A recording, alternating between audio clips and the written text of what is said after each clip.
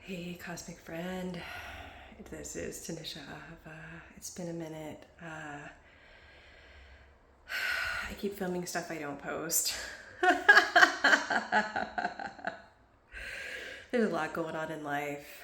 I think I will go through that stuff and eventually post it, but I needed to film something that I didn't edit other than maybe the pauses so that I could get back in the habit of coming back here and talking. I'm still trying to understand exactly how to focus this channel and what I'm trying to do here. I know that wellness is a part of it. I know that connecting to your heart is a part of it. And I know that a major portion of so much that I have gone through in my life is a part of it. But life keeps lifing. Stress keeps stressing. And as somebody who can't work a 9 to 5, I have to create my own job. My energy reserves, the stress that I'm under, who I am as a person, the weirdness that I am, the altness that I am, the queerness that I am, all of that is not really conducive to environments right now, like working with other people in person. Sorry y'all, I got a migraine. So I have not thought about what I'm going to say. I just needed to turn on the recorder and record, and I hope that I don't get the secondhand cringe embarrassment that I get when I watch these back, because I need to be posting, even if it's messy, even if it's not scripted or not perfect. Telling my story is one of the hardest things. Which story, which piece, which things to help people understand who I am, why you should listen to me, and just in general, for me to establish connection with my audience. I have a very difficult time yapping at the camera, being on camera, being looked at, being seen, and I used to be, because I had low self-esteem, I was uncomfortable being looked at. I felt a mess, and that is not the case now. I think my self-esteem is together. I still deal with pervasive self-doubt placed there by people and circumstances, and we'll get there. I mean, I'm a black, queer, non-binary, femme presenting person, and so I have a very, well, I'm not going to say very, I know people that are more non-conventional than I am, but I am non-conventional.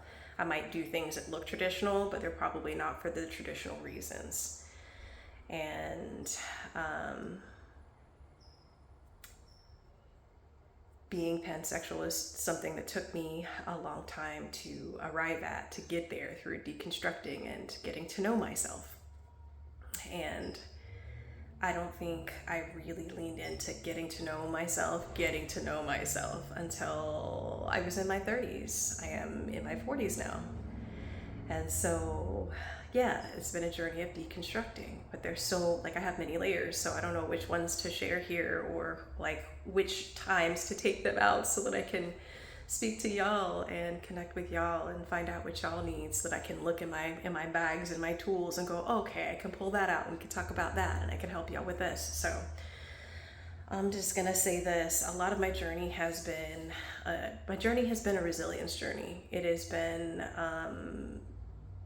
I started with beginnings that weren't the best. They could have been worse, sure. But, poverty and stress and chaos, and, sitting where I am in my 40s, I don't have the energy for stress and chaos. I don't have it. I haven't been dating because I don't have the energy for it. And it's not that I don't want to date. It's not that I don't want a partner. I am not going to be on apps. If you don't meet me in real life, if you don't meet me online in the places that I am hanging out, doing things that I love to do, you're going to miss me.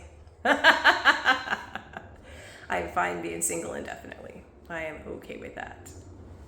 I think eventually I'll talk about my celibacy abstinence journey. It has been eye-opening. I may talk about some health stuff. We'll see how that goes. I think it's pretty obvious. I can see that there's my throat looks swollen. It's not cancer. The doctors know what's going on. And I will be going in to take care of that and stuff like that later. Maybe we'll talk about it. I definitely have some medical stories I could talk to you about. I'm a relatively healthy person. Like, I've only had to go do like minor things, and this is one of them. Maybe I'll talk about that another day. As you can probably tell, I am most likely neurodivergent. Well, I am neurodivergent, probably neurodivergent for multiple categories. I will probably openly talk about anxiety, depression, PTSD, how to manage fight or flight. I experience fight or flight a lot. I have a situation in my life involving dear ones, and those dear ones are, in my opinion, and through investigation and therapy, using these dear ones as a means of control, and having those dear ones be unsafe, and all of that creates a lot of stress for me, and so that affects my energy levels. It also affects my identity, and it's not my identity itself it's my connection to my identity, which therapy has given me lovely ways to just double check, reconnect, double check. Spirituality has given me a way to sort of patch the holes that the therapy that I have experienced didn't fill. Philosophy is doing the other piece. I have learned that I have a pretty philosophical way that I look at life in general. And so that is likely to come out like in my videos later. I just, if anybody else is like 35 and older, not that this, my content is only for 35 and older. I just definitely want to speak to people who are 35 and older, because like there just seems to be such a huge hole for us. But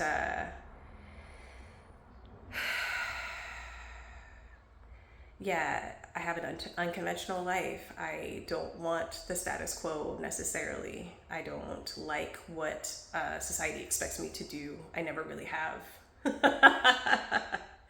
So I don't know how to wrap this up exactly. Except to say hello, I'm still here. I am going through another cycle of disconnect, reconnecting from that disconnect. Burnout has affected whether or not I have showed up, and every time I get like a plan together, some things happen in my personal life that just really take my energy, and I end up in fight or flight so much that I can't really do anything else but manage my self-care and anchor the people who are connected to the situation, because they're in fight or flight a lot also. They're anyway, I don't want to out them. Maybe I will be able to talk about it. I need to double check like legally to make sure what I can say and can't say.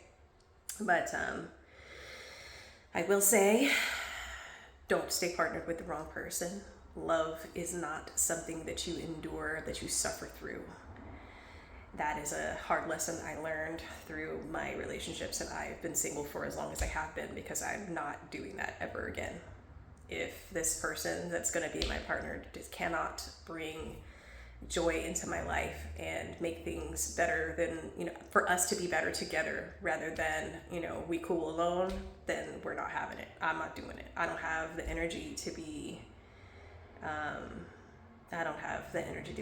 playing chaos games and guessing and all of that. Like, nope.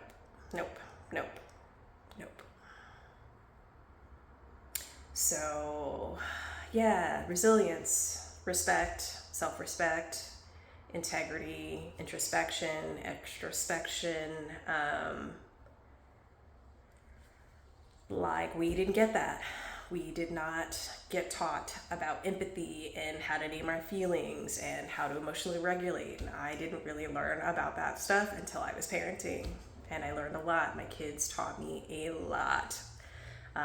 It definitely informed my spiritual practice and my philosophical framework, like how I look at myself and accountability, essentially my integrity. Parenting with my kids really helped me see and form like my own integrity lenses.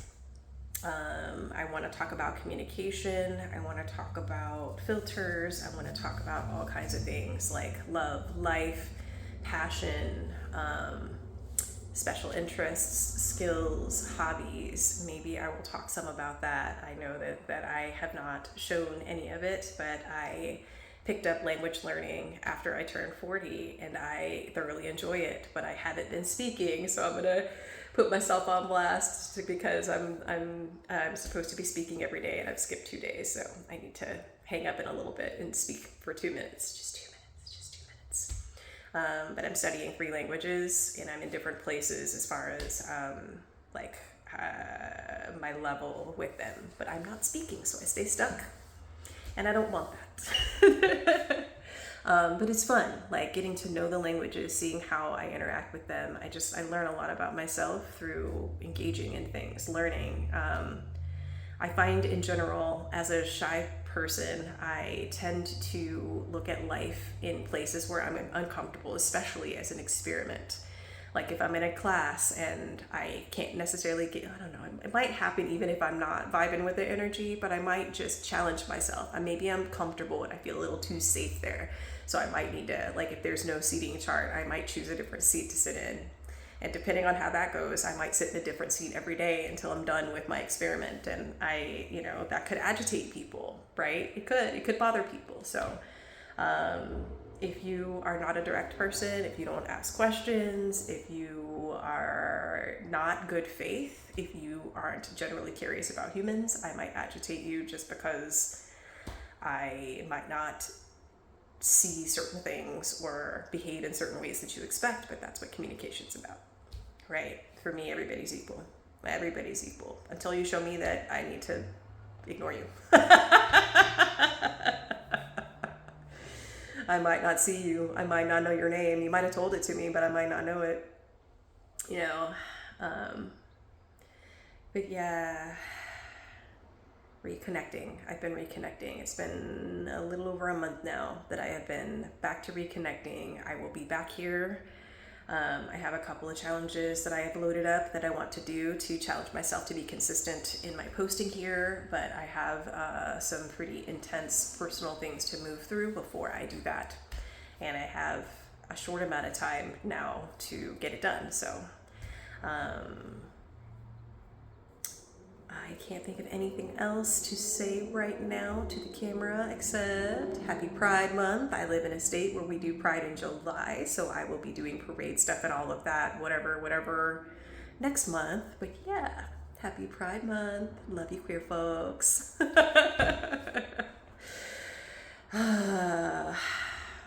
Anything else I want to say? I want to do the spiel and tell you who I help and all of that stuff, but I don't have it right now. My head is pounding. Just know that I love you, and when I am, it is a pleasure serving you, and showing up is serving you. And yeah, we'll talk more later. I'll see you in the next one.